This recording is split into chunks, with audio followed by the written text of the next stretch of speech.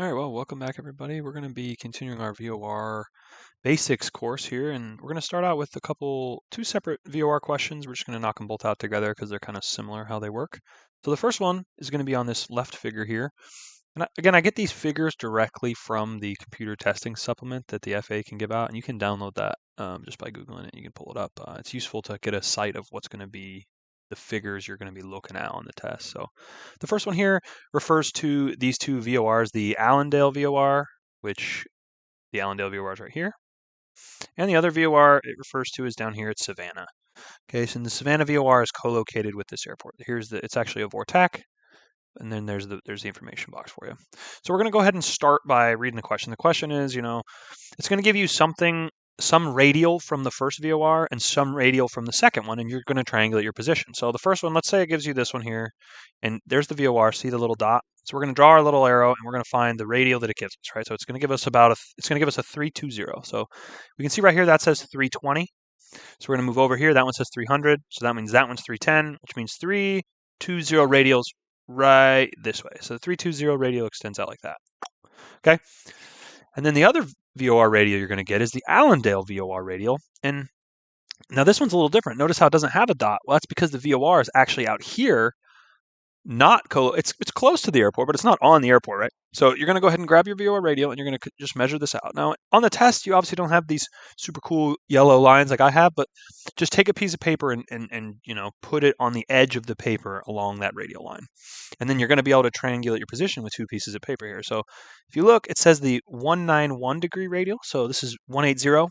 If you go 10 degrees there, that's 190 right there, right? So if we go through 190, and then we just go just a hair to the right there, you'll see that our lines intersect right here. And you can see that the town of Guyton right here, I don't know how to pronounce that, but Guyton, it's actually confusing because that's one of the options on the test. So we're going right through the Y of Guyton, but that's Guyton there. So we're not actually on Guyton, are we?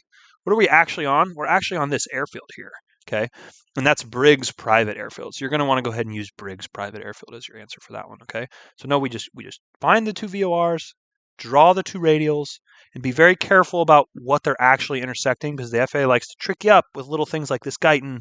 Remember, this town name refers to this yellow section, and the airport name might be over here, but it refers to this actual airport signature or symbol there, okay? All right, so that's the first one. That one's not too bad.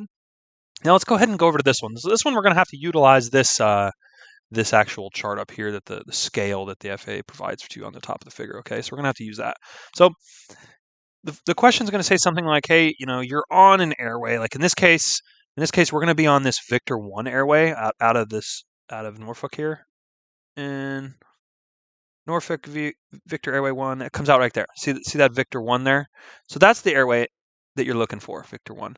So you're on the Victor 1 airway. You know that. He says you're on the Victor 1 airway, but it says you're heading southwest of Norfolk. And then it says something along the lines of like you're on a radial from another VOR. So in this case, we're going to use the Elizabeth City VOR again.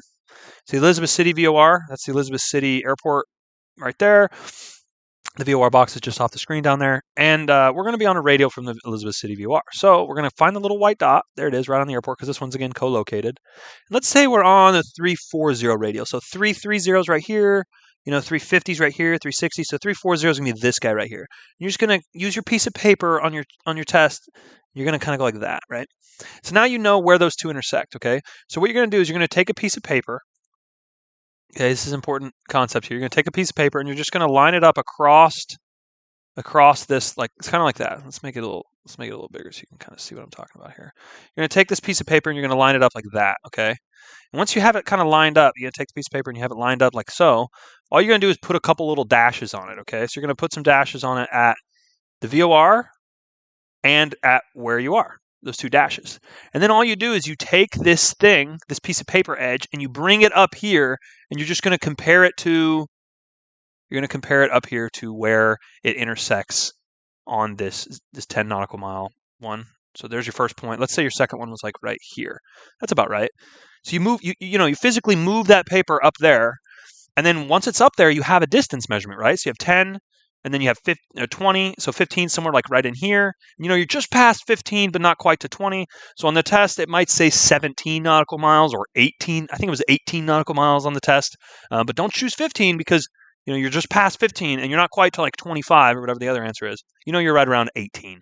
So that's the easy way to do these two problems. The distance, you might be along an airway or from a radial, and the other one is just comparing where your position is to two radials. So I hope you took these two tips into effect, and I hope you're one step closer to passing your test, and I wish you good luck on it. Thanks for watching.